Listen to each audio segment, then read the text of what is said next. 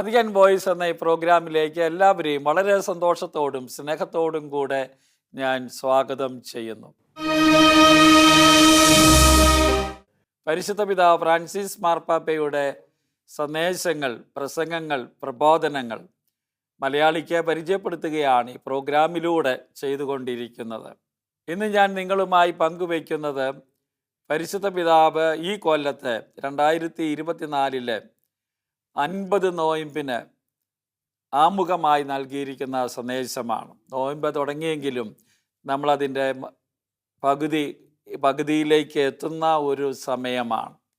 നോയമ്പിന് നൽകുന്ന സന്ദേശം കൃത്യം 50 നോയമ്പിൽ മാത്രം ഒതുങ്ങുന്നതല്ല എന്നും നമുക്കറിയാം.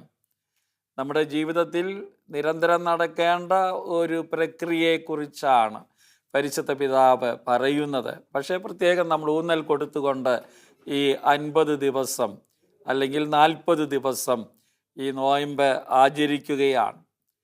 പരിശുദ്ധ പിതാവിൻ്റെ ഈ സന്ദേശം ഈ കൊല്ലത്തേത് വളരെ സുന്ദരമായിട്ട് എനിക്ക് അനുഭവപ്പെട്ടു. പഴയ നിയമത്തിലെ ഇസ്രായേൽക്കാരുടെ ഈജിപ്തിൽ നിന്നുള്ള ആ പുറപ്പാടിൻ്റെ കാര്യങ്ങൾ ആമുഖമായി അവതരിപ്പിച്ചുകൊണ്ട് ആണ് പരിശുദ്ധ പിതാവ് ഈ സന്ദേശം നമുക്ക് നൽകുന്നത്. പരിശുദ്ധ പിതാവ് തൻ്റെ ഈ സന്ദേശം ആരംഭിക്കുന്നത് വലിയ ഒരു സത്യം പ്രഖ്യാപിച്ചുകൊണ്ടാണ്.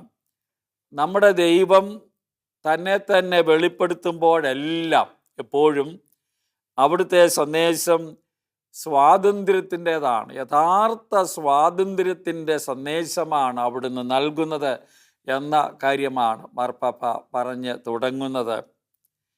അവന് പുറപ്പാടിൻ്റെ പുസ്തകം 20-ാം അധ്യായം 2-ാം തിരുവചനം പാപ്പ ഉദ്ധരിക്കുകയാണ്.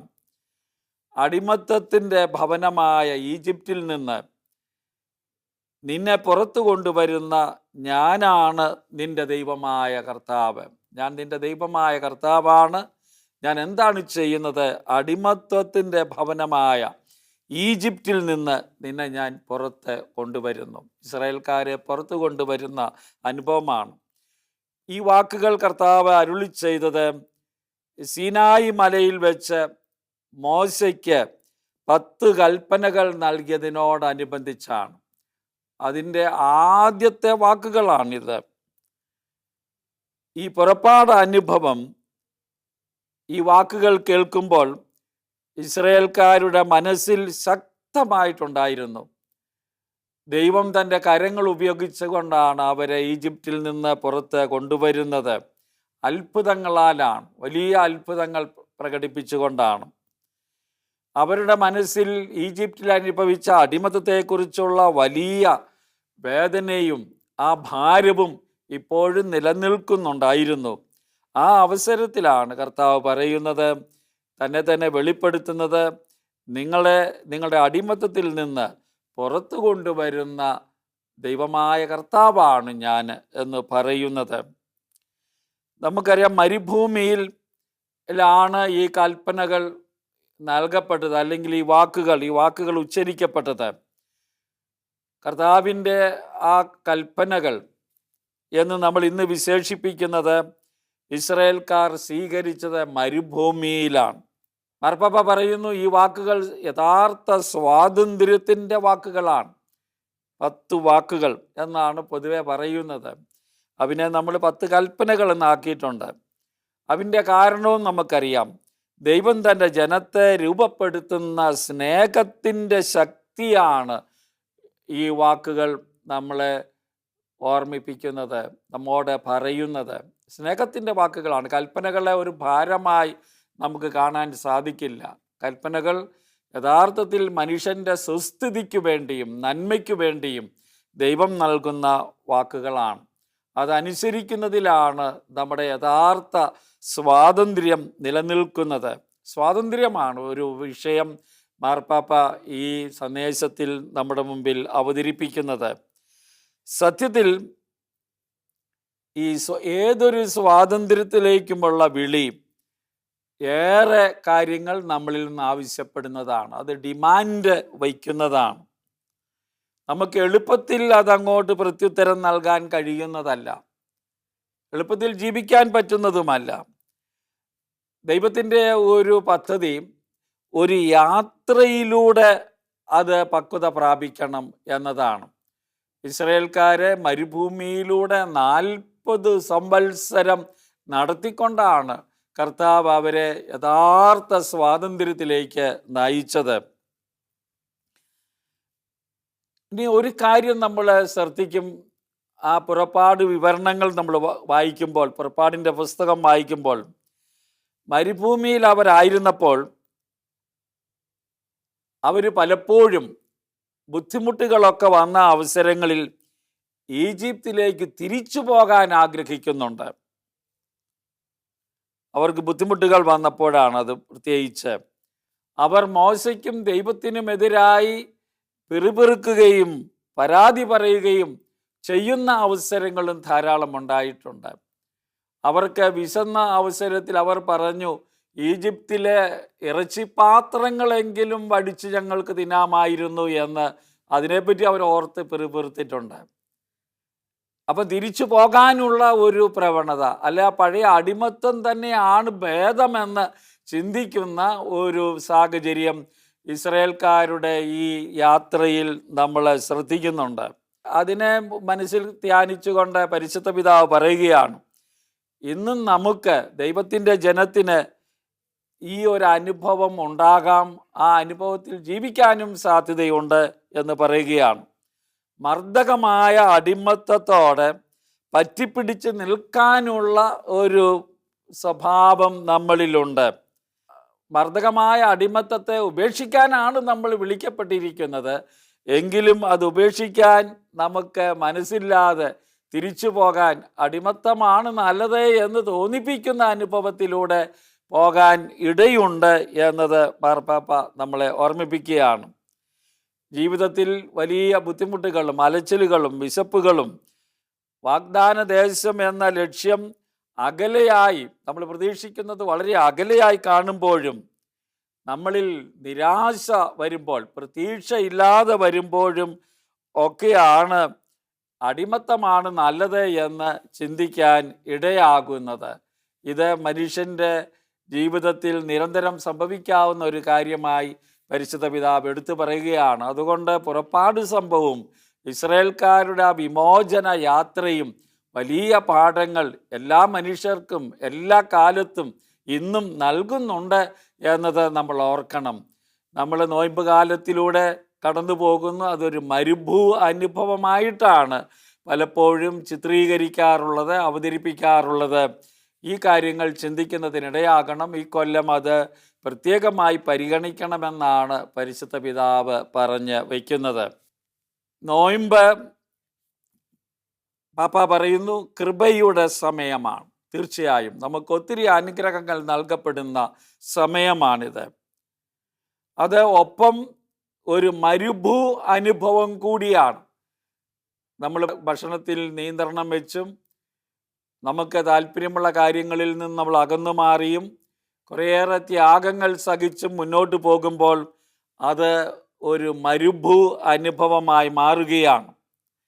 മരുഭൂമി ഒരിക്കൽ കൂടി നമ്മുടെ ആദ്യ സ്നേഹത്തിൻ്റെ സ്ഥലമാകാൻ ഇടയാക്കുമെന്ന് മാർപ്പാപ്പ പറയുകയാണ്. അതെല്ലാം ബൈബിളിലെ ഒരു കാഴ്ചപ്പാടാണ്.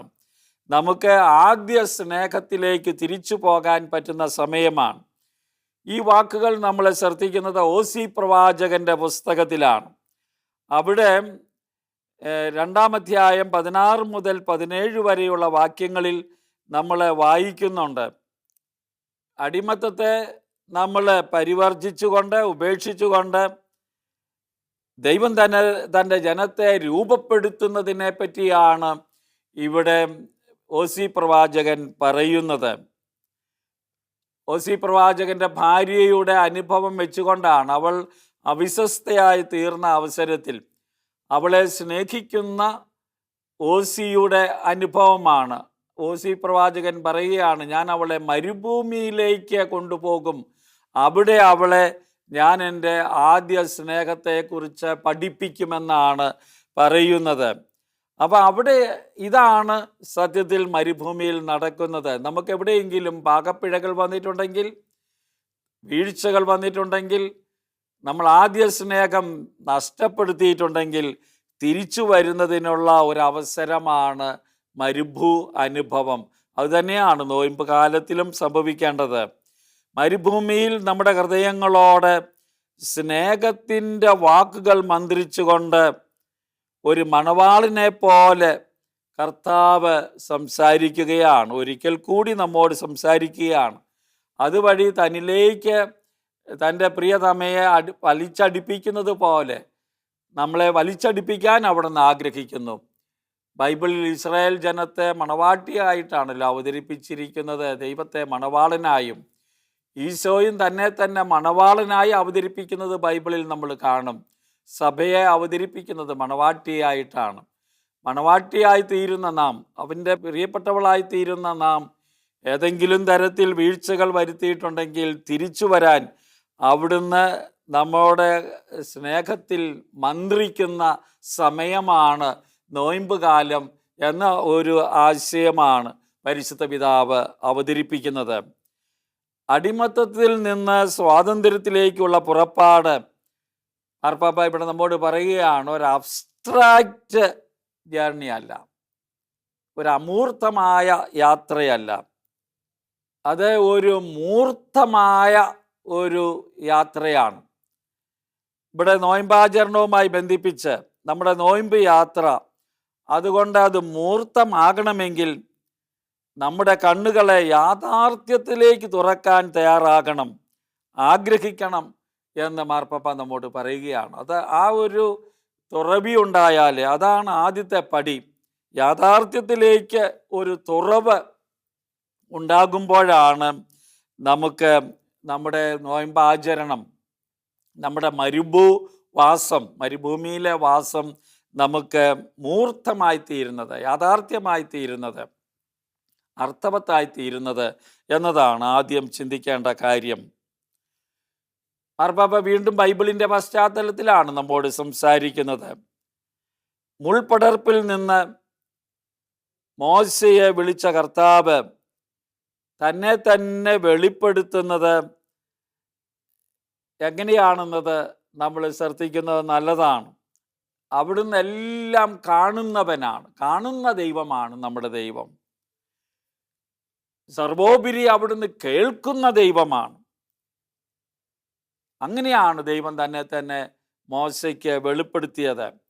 പുറപ്പാടിൻ്റെ പുസ്തകം 3-ാം അധ്യായം 7 മുതൽ 8 വരെയുള്ള വാക്യങ്ങൾ നമുക്ക് വായിച്ചാൽ ഈ കാര്യം വ്യക്തമാകും.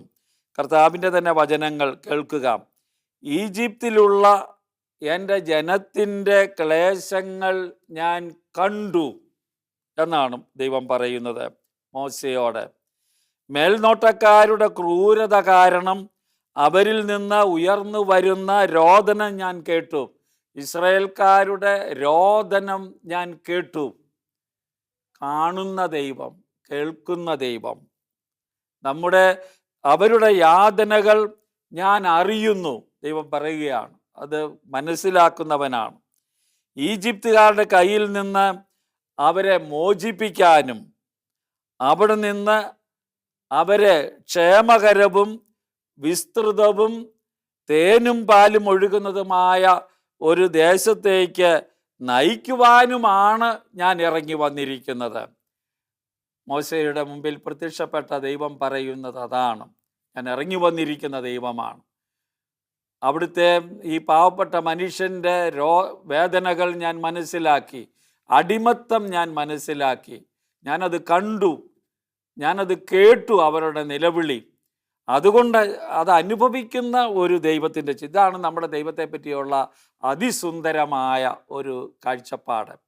നമുക്കുണ്ടാകേണ്ട കാഴ്ചപ്പാടാണ് ദൈവത്തെക്കുറിച്ച്. ഇത് ഒന്നാമത്തെ കാര്യമാണ്. അപ്പം ദൈവം ബൈബിളിൽ വെളിപ്പെടുത്തുന്നത് സ്വാതന്ത്ര്യം നൽകുന്നവനായി അവതരിപ്പിക്കപ്പെട്ടിരിക്കുന്നു. നിങ്ങളെ സ്വതന്ത്രരാക്കുന്ന ദൈവമാണ്. എല്ലാം കാണുന്ന, അറിയുന്ന, കേൾക്കുന്ന ദൈവമാണ്. അപ്പോൾ ഇത് നമുക്ക് ദൈവത്തെ പറ്റിയുള്ള ഈ ദർശനം, കാഴ്ചപ്പാട് നമ്മുടെ ഹൃദയത്തിൽ ആഴത്തിൽ നാം സൂക്ഷിക്കണം. നമ്മുടെ അനേകം മർദ്ദിത സഹോദരീ സഹോദരന്മാരുടെ രോദനം ഇന്നും സ്വർഗത്തിലേക്ക് ഉയരുന്നുണ്ട് എന്ന് മാർപ്പാപ്പ പറയുകയാണ്. നാം ജീവിക്കുന്ന ഈ കാലഘട്ടത്തിലും യുദ്ധത്തിൻ്റെ കെടുതികൾ അനുഭവിക്കുന്ന ആളുകൾ, പീഡിപ്പിക്കപ്പെടുന്ന ആളുകൾ ലോകത്ത് എത്രയോ അധികമാണ് ഉള്ളത് എന്ന് ചിന്തിക്കുക. മറ്റു മനുഷ്യരുടെ മേൽ ആധിപത്യം പുലർത്തിക്കൊണ്ട് അവരെ അടിമകളാക്കി അവരെ യഥാർത്ഥ വ്യക്തികളായി സഹോദരന്മാരായി കാണാതെ പീഡിപ്പിക്കുന്ന അനുഭവങ്ങൾ എത്രയാണുള്ളത് എന്ന് ചോദിക്കുകയാണ് മാർപ്പാപ്പ. അവരുടെ എല്ലാം നിലവിളി ദൈവത്തിൻ്റെ പക്കലേക്ക് ഉയരുന്നുണ്ട്. അതുകൊണ്ട് നാം ഇവിടെ ജീവിക്കുമ്പോൾ ഈ നോയമ്പ് കാലത്ത് നമ്മോട് തന്നെ ചോദിക്കേണ്ട ചില ചോദ്യങ്ങളുണ്ട് എന്ന് പരിശുദ്ധ പിതാവ് പറയുകയാണ്. നാം ആ കരച്ചിൽ കേൾക്കുന്നുണ്ടോ? നമ്മൾ ആത്മശോധന ചെയ്യണം. നോയമ്പ് കാലത്ത് അവരുടെ രോദനം നമ്മെ അസ്വസ്ഥരാക്കുന്നുണ്ടോ? അതാണ് നമ്മൾ ചിന്തിക്കേണ്ടത്. അല്ലെങ്കിൽ അത് ടേക്കൺ ഫോർ ഗ്രാൻറ്റഡ്, നമ്മൾ കാണാതെ കടന്നു പോവുകയാണോ? നമ്മളിലൊരു മാറ്റമുണ്ടാക്കുന്നുണ്ടോ? അത് നമ്മളെ ചലിപ്പിക്കുന്നുണ്ടോ? നമ്മളെ മൂവ് ചെയ്യുന്നുണ്ടോ?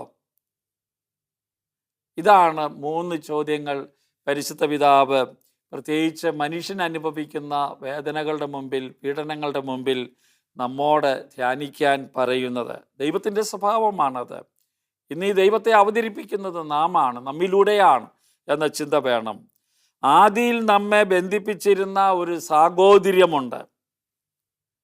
നമ്മളെല്ലാം പിതാവായ ദൈവത്തിൻ്റെ മക്കളാണ്, സഹോദരീ സഹോദരന്മാരാണ്. സാഹോദര്യം അതിനെ നിഷേധിച്ചുകൊണ്ട് വളരെയധികം കാര്യങ്ങൾ, ഇന്ന് പല കാര്യങ്ങളും നമ്മെ പരസ്പരം അകറ്റുകയാണ് ചെയ്യുന്നത്. ആ സാഹോദര്യം നഷ്ടപ്പെടുത്തത്തക്ക രീതിയിലാണ് ജീവിക്കുന്നത് എന്ന ആ ഒരു ചിന്ത നോയമ്പ് കാലത്ത് നമ്മളെ പ്രത്യേകം നയിക്കേണ്ട, നമുക്ക് ചിന്ത തരേണ്ട കാര്യമാണിത്. മാർപ്പാപ്പ ആയതിനു ശേഷം ആദ്യം വത്തിക്കാന് പുറത്തേക്ക് പോയത് ലാംപദൂസ എന്ന് പറയുന്ന ദ്വീപിലേക്കാണ്. നമുക്കറിയാം, ധാരാളം അഭയാർത്ഥികൾ യൂറോപ്യൻ രാജ്യങ്ങളിലേക്ക് വരുന്ന ഒരു ദ്വീപാണ് ലാംപദൂസ എന്ന് പറയുന്നത്. അവിടെ വരുമ്പോൾ അവരെ മടക്കി അയക്കുകയും അനേകം ആളുകൾ കടലിൽ താഴ്ന്നു പോവുകയും അവരെ ഇറങ്ങി പുറപ്പെട്ടു തിരിച്ചു പോകാൻ സാധിക്കാതെ മരണപ്പെടുകയൊക്കെ ചെയ്യുന്ന ദയനീയമായ ഒരു ചിത്രമുള്ള സ്ഥലമാണ് ലാംപദൂസ എന്ന് പറയുന്നത്. അവിടെ മാർപ്പാപ്പ സന്ദർശിച്ചു. 2013 തന്നെ വീണ്ടും അദ്ദേഹം 2ാം പ്രാവശ്യവും പോയി. ആദ്യം പോയ അവസരത്തിൽ അവിടുന്ന് 2 ചോദ്യങ്ങൾ അവിടെ ഉന്നയിക്കുകയുണ്ടായി. അത് പ്രത്യേകിച്ച് മാർപ്പാപ്പ തന്നെ പറയുന്നു, ഒരു നിസ്സംഗത നമ്മളിലൊക്കെ ഇന്ന് വ്യാപിച്ചിട്ടുണ്ട്, അതിൻ്റെ ഒരു ആഗോളവൽക്കരണമുണ്ട് എന്ന് മാർപ്പാപ്പ പറയും. ഗ്ലോബലൈസേഷൻ ഓഫ് ഇൻഡിഫറൻസ് എന്നാണ് അതിനെപ്പറ്റി പറയുന്നത്. അതിനെതിരെ സ്വരമുയർത്താനാണ് മാർപ്പാപ്പ ഈ ലാംപദൂസ ദ്വീപിലേക്ക് പോയത്.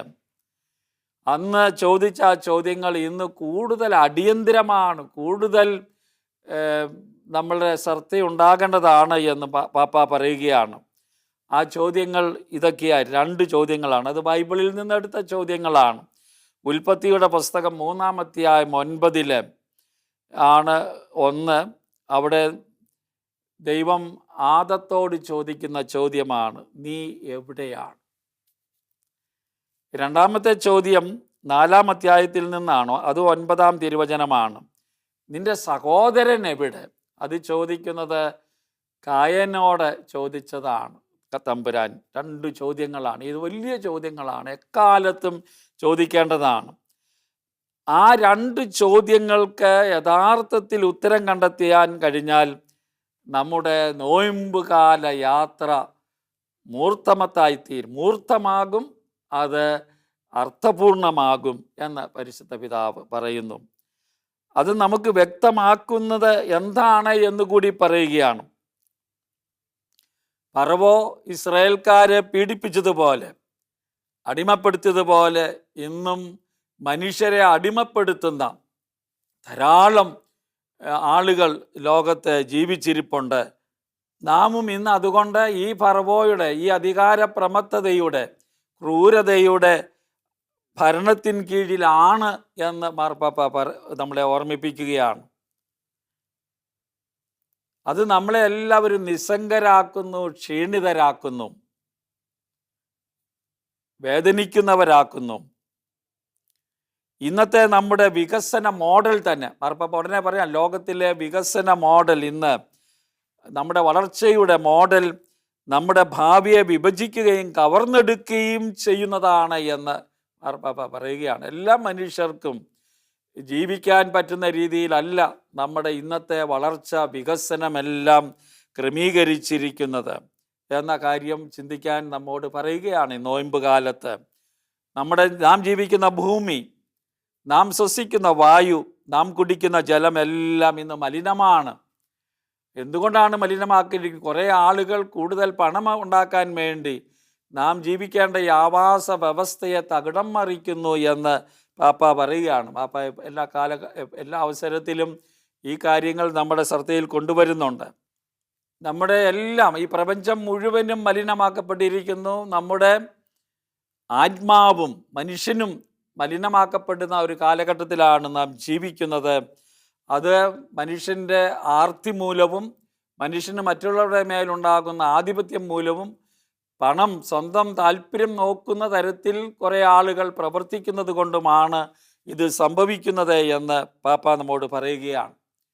ഇവിടെ ക്രിസ്ത്യാനികളായ നമ്മോട് മാർപ്പാപ്പ പറയുകയാണ്, മാമോദീസായിലൂടെ നമ്മൾ ഒരു വിമോചന പ്രക്രിയയാണ് ആരംഭിച്ചത്. പിശാചിനും അവൻ്റെ ആഡംബരങ്ങൾക്കുമെതിരെ, തിന്മയ്ക്കെതിരെ ഉള്ള ഒരു വിമോചന പ്രക്രിയയാണ് മാമോദീസായിലൂടെ നടക്കുന്നത്. എന്നാലും മാർപ്പാപ്പ പറയുകയാണ്, നമ്മളിലൊക്കെ അടിമത്തത്തിന് വേണ്ടിയുള്ള ഒരു ശക്തമായ ത്വര നിലനിൽക്കുന്നുണ്ട് എന്ന് ഒരാഗ്രഹം. അതുകൊണ്ടാണ് നമ്മളെല്ലാം വീണു പോകുന്നത്. നമ്മുടെ സ്വാതന്ത്ര്യത്തിന് ഹാനികരമാകുന്ന ഒരു തരം ആകർഷണമുണ്ട്. പരിചിതമായ കാര്യങ്ങൾ, അതാണ് സുരക്ഷിതത്വം എന്ന് കരുതി നാം പ്രവർത്തിക്കുന്നത് കൊണ്ടാണ് അത് സംഭവിക്കുന്നത്. നമുക്കറിയാം, നോയമ്പ് കാലത്തിലേക്ക് നമ്മൾ ജീവിക്കുമ്പോൾ നോയമ്പ് കാലം യഥാർത്ഥത്തിൽ നമുക്ക് ഹാനികരമായ തെറ്റായ വഴികളെ പരിവർജിക്കാനുള്ള ആഹ്വാനം നൽകുന്ന സമയമാണ്. പക്ഷേ പഴയതിലേക്ക് തന്നെ പോകാനുള്ളൊരു പ്രവണതയുണ്ട്. നമ്മൾ വഴിതെറ്റിപ്പോകുന്നുണ്ട്. നോയമ്പെടുക്കുന്ന ആളുകളെ ഞാൻ ഓർത്തിട്ടുണ്ട്. ചിലപ്പോഴൊക്കെ അവർ, മാർപ്പാപ്പ പറഞ്ഞു വരുന്ന ആശയം അത് തന്നെയാണ്. നോയമ്പെടുക്കും, മദ്യപാനം ഉള്ള ആളുകൾ മദ്യപാനം നിർത്തും, എനിക്ക് നിർത്താൻ പറ്റുമെന്ന് പറഞ്ഞ് 40 ദിവസത്തേക്ക്. പക്ഷേ 50-ാം ദിവസം അന്നുവരെ കുടിക്കാതിരുന്നത് കൂടി കുടിച്ച് എല്ലാം തകിടം മറിക്കുന്ന അവസ്ഥയുണ്ട്, പിറകിലേക്ക് തിരിഞ്ഞു പോകുന്നത്. നോയമ്പ് കാലത്ത് നമ്മുടെ തിന്മയ്ക്കെതിരെ നിൽക്കാനും ആ അടിമത്തത്തിൽ നിന്ന് വിമോചിതരാകാനും പുതിയ സൃഷ്ടിയാകാനുമുള്ള ആഹ്വാനമാണ് നമുക്ക് നൽകുന്നത്. മാർപ്പാപ്പയുടെ ചിന്ത ഇനിയും തുടരുന്നുണ്ട്. നമുക്ക് അടുത്ത എപ്പിസോഡിൽ കേൾക്കാം. ഇത് നമുക്ക് പരിചിന്തനമാക്കട്ടെ. യഥാർത്ഥ സ്വാതന്ത്ര്യത്തിലേക്ക് നയിക്കുന്ന ദൈവത്തിൻ്റെ വിളിയിലാണ്, അതാണ് നോയമ്പിൽ സംഭവിക്കേണ്ടത് എന്ന ചിന്തയാണ് പരിശുദ്ധ പിതാവ് നമുക്ക് നൽകിയത്. അത് ഗൗരവപൂർവ്വം നമുക്ക് ആലോചിക്കാൻ തുടർന്നു വരുന്ന നോയമ്പിൻ്റെ ദിനങ്ങൾ നമ്മളെ സഹായിക്കട്ടെ. അടുത്ത എപ്പിസോഡിൽ ഈ പ്രസംഗത്തിൻ്റെ സന്ദേശത്തിൻ്റെ ബാക്കി കാര്യങ്ങൾ പറയാം.